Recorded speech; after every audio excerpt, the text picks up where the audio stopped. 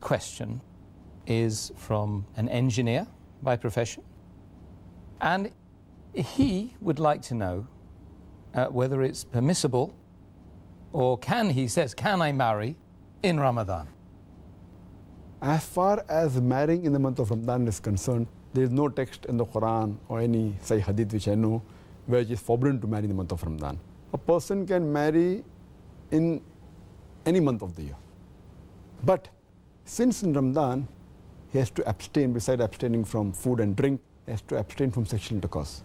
So it depends upon him that when he marries in the month of Ramadan, the lady he marries is a new wife. So will he be able to suppress his feeling during the daytime from the beginning of dawn to sunset? That will he be able to abstain? That is the test.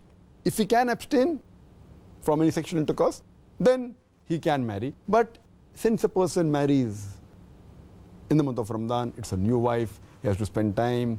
So therefore, if he has doubts, it's advisable that he delays his marriage after the month of Ramadan, and he spends time in the zikr and remembrance of Allah subhanahu wa ta'ala.